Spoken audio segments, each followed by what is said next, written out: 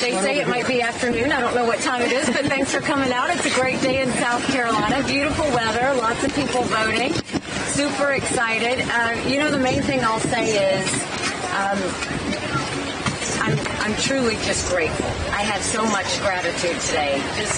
I feel incredibly blessed to be surrounded by family, blessed to, have a husband who's serving and sacrificing, but blessed to have this moment. And the moment is, my mom, when she was in India, she was a lawyer and one of the first female judges. And because of the times, she was never able to sit on the bench. And so to be able to go and vote with her, to watch her daughter, cast a ballot for her daughter for President of the United States, tells us everything we need to know about how blessed we are to be in this country. And so it is with great gratitude that I go in today, excited. I always love Election Day. I think there's a lot of excitement, energy. You could tell South Carolinians are passionate. They're getting out and voting. That's what we want. We have said for a long time, in a general election, you're given a choice. In a primary, you make your choice. And so we're hoping everybody goes out and makes their choice today. All they need is a picture ID to go vote, and so we hope that their voices will be heard today. Governor Haley, I have two questions. Well, one for you, and then hopefully one for your kids. For the kids, what did it feel like to vote for your mom for president? And the second one for you, a little bit more political. Who would you have run the RNC if Ronna McDaniel steps down today? It wouldn't be a family member of a candidate. It wouldn't be someone who says that all the money is going to go to Donald Trump, when I know that $50 million of campaign contributions went to personal court cases last quarter. $8 million went to court fees just from January. You look at that, that's $100 million that will get drained from the RNC that should be supporting Republicans up and down the ticket. So I think having a family member run it or a campaign manager being a part of it should not qualify it. And I would hope that the people in the RNC know that they have a responsibility to put in people in the RNC who are going to look out in the best interest of all of the Republican Party, not just one person. Ambassador Haley, where does your campaign go from here, both strategically and in terms of travel across the country? To Michigan. We're headed to Michigan tomorrow morning. We'll be campaigning there, and then we're headed to the Super Tuesday states. So we look forward to seeing everybody. Governor Haley, Trump was speaking to a black conservative group last night. He made a slew of comments. He said he could not see the black people in the crowd because the lights were on. He said that because he has been indicted, that he is winning over black voters. He even said that black voters are embracing his mugshot more than any other group. Are those comments acceptable? It's disgusting. But that's what happens when he goes off the teleprompter. That's the chaos that comes with Donald Trump. That's the offensiveness that's going to happen every day between now and the general election, which is why I continue to say Donald Trump cannot win a general election. He won't. We can make him the primary nominee if we want to, but Republicans will lose come November. This is a huge warning sign. We have to stop with the chaos. We have to stop with the drama. We have to stop with the bad sound bites that keep happening over and over again. And listen to the American people.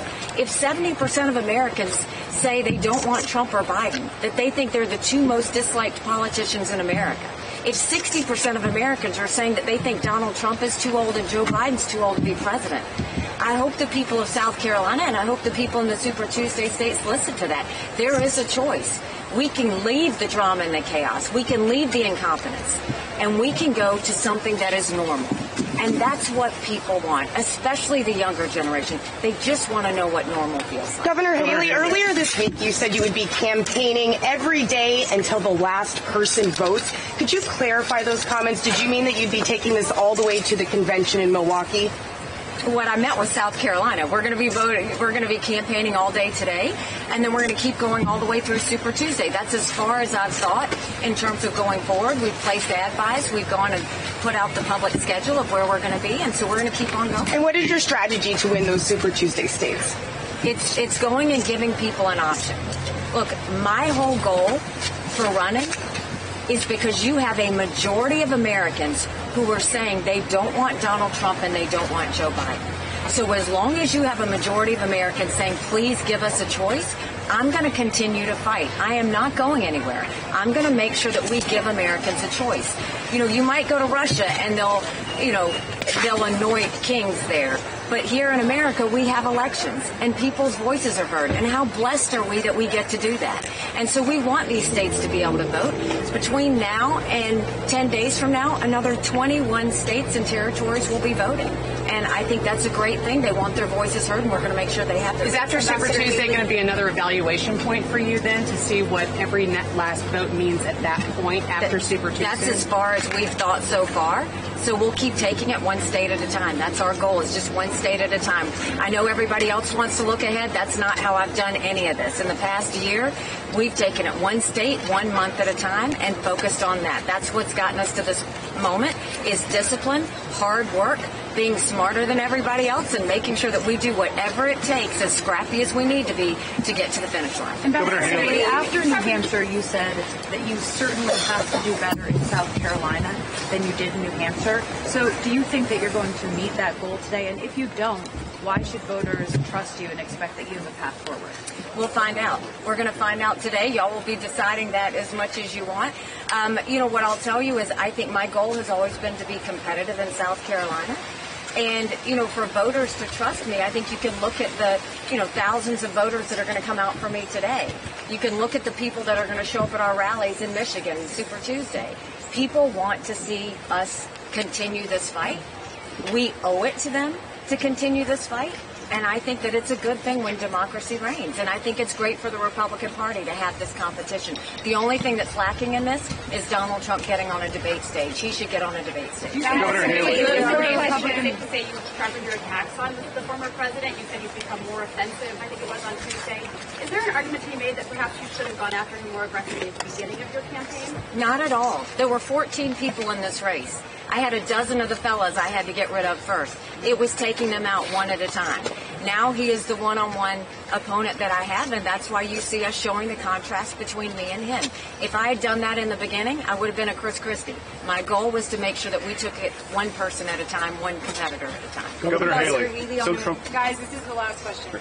Some Trump allies have claimed that your ability to attract crossover voters is making the data worse for the Republican Party if a lot of them would normally vote for Democrats. How do you respond to that sort of argument from Trump allies? It's that mindset that keeps Republicans losing.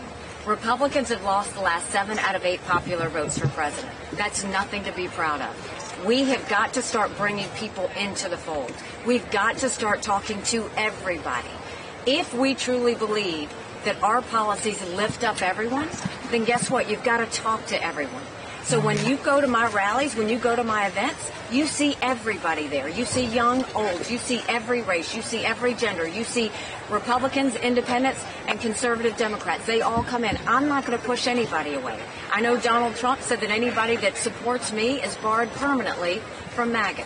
That's not how you win votes. That's not how you win Republicans. That's not how you win a general election. And that's why Donald Trump will continue to lose. It's because he pushes people out of our party. And I'm trying to make a Republican Party where we welcome everybody. Because when we start uniting on those grounds, when we start coming together as Americans and stop allowing the exaggeration and peacocking of sound bites and stop the insults and stop the hating of each other, that's when America will be strong again. Think about it. Of the 2 main candidates that you're talking about, Joe Biden refers to anyone who doesn't support him as fascist. Donald Trump refers to anybody that doesn't support him as vermin. I call everybody who supports me or doesn't support me Americans. And that's where we have to get back to again. Thank y'all very much. Enjoy the day. Family, what did you feel like today?